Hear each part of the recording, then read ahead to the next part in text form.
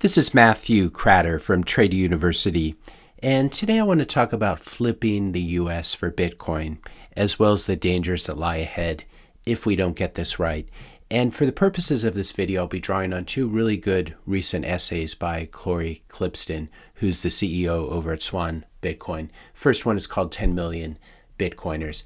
And the basic idea is this: flipping the US for Bitcoin. It's not only important because it's where I live and where a lot of my viewers live, but it's also very important because the US still stands at the center of the global financial system, for better or for worse, mostly for worse. But the US is incredibly important when it comes to financial regulation. It has its tentacles everywhere, and the US dollar is obviously still the global reserve currency, though it is losing some market share at the edges. So the basic theory, the basic idea is this: to make the US a Bitcoin country, you don't need to convert 100% of the people. You just need enough people to tip the scale slightly.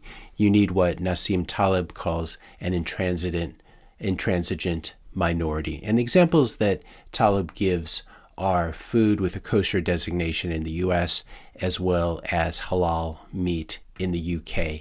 And the idea is this: that the majority of the population doesn't care about these things, but enough people do care that it's just easier, for example, for soup manufacturers to stick that U inside of a circle symbol on a can of soup, or order halal meat for their restaurant in the UK. Both of these ideas are discussed in this chapter from Skin in the Game, which is one of Taleb's books that I will be linking to below. The intransigent minority that Taleb is talking about is something like 3 to 4% of the population. This is the idea. And that's about 10 million people in the US, maybe a little bit more. We need 10 million people, 10 million Bitcoiners, people who have a decent percentage of their net worth in Bitcoin, who hold their own private keys, who understand the fundamentals of Bitcoin and why it is so different from crypto. And also, these are Bitcoiners who ideally will be running their own nodes as well.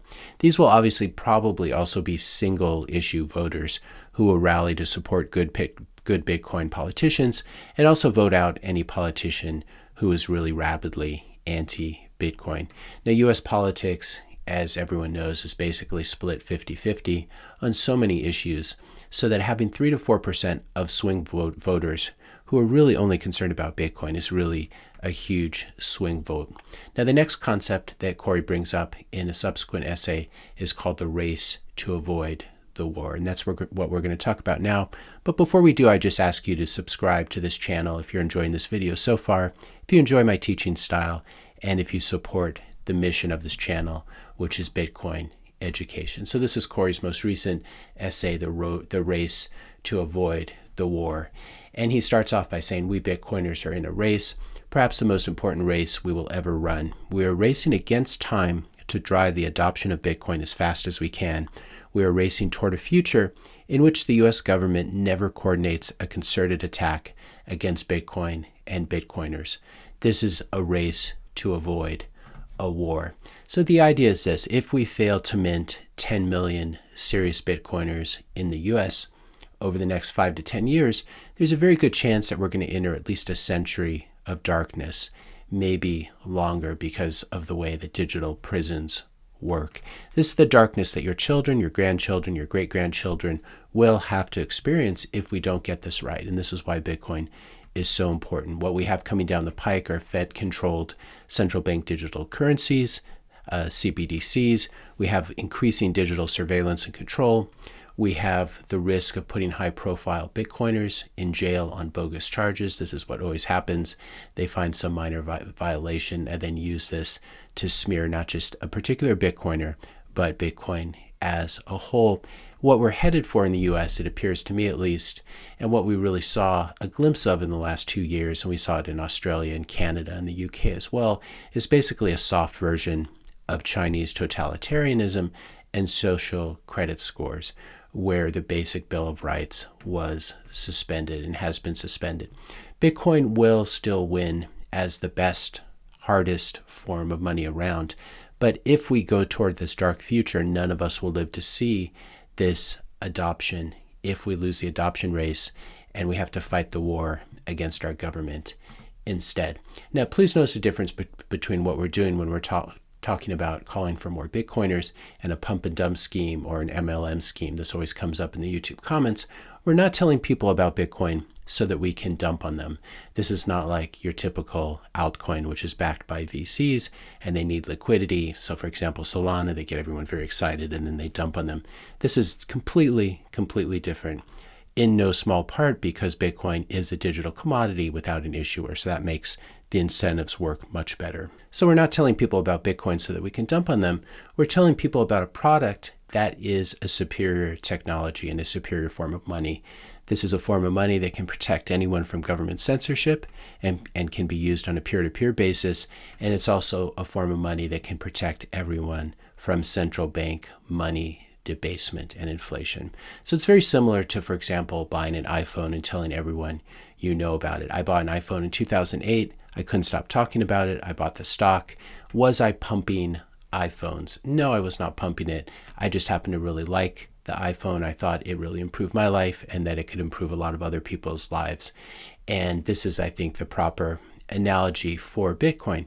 You're just spreading the word about something that can massively improve people's lives. And as I've said many times, I'm not interested in ever selling my Bitcoin. It's really for 10 generations down the road.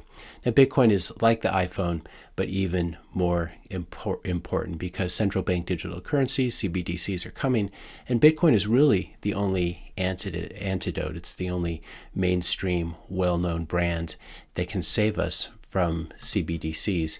We saw just last week that the New York Fed has been launching a pilot CBDC-like program with some of the big banks. This is happening in India, where they're going to roll out a retail CBDC on December 1st. They're going to try it in 4 different cities with 4 different banks, and then they're going to extend it later to 9 cities. So this is not a conspiracy theory anymore. Central bank digital currencies are real, and they will be rolled out over this decade. Here's an example of even France and Luxembourg testing a CBDC for a euro bond issue. We have the Bank of Japan getting in on it, and I'll link to all this in the description notes below. The bank's approach, the Bank of Japan's approach, which is the Central Bank of Japan, their approach to CBDCs. And then, of course, China, as you would expect, is the furthest down the road when it comes to CBDCs and using them to control their population. This is not something we want to be able to take root in the US, and this is why Bitcoin is so important.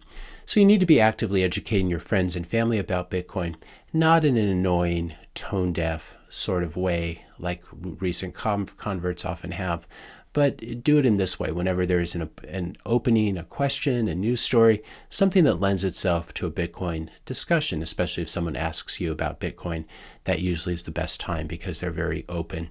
No one wants to have their ear talked off about Bitcoin if they're just not interested. But I think the coming decade and what we're going to see in economics and politics will definitely make a lot of people a lot more interested in Bitcoin, and not just about the price pumping, but about using it to preserve people's freedom and liberty and their free speech.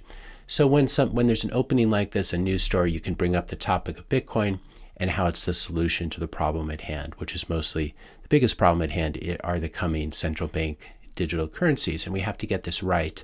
Otherwise, we will lose the adoption race and we'll have to fight the war where we're subjugated under CBDC and we have to somehow fight our way out. And as Cory does point out in both essays, and I agree with him, Bitcoin is still going to win, but I would like to see it win in my lifetime. I don't want to have to wait for my grandchildren to see it win in a couple hundred years from now. So when you're telling people about Bitcoin, you also need to know enough about Bitcoin to answer the basic hard questions that they might have. And you can use my list of YouTube videos as a good resource. I'll put a link in the description notes below. This is just the videos tab. And you can use the search right here to look up any keyword like quantum, Bitcoin mining. What does it mean? Is Bitcoin a bubble? Is Bitcoin a Ponzi? Is Bitcoin a pyramid? Is Bitcoin bad for the environment? Does Bitcoin use too much energy? All these typical questions that come up, you'll find resources on my website and on my YouTube channel that you can share with people. If you found this video helpful, I just ask you to hit that subscribe and like buttons. Leave a comment, leave a question or comment. Hit the notification bell if you want to be notified when I publish my next video. And let me know your questions and comments. Thanks a lot for watching, and I'll see you in the next video.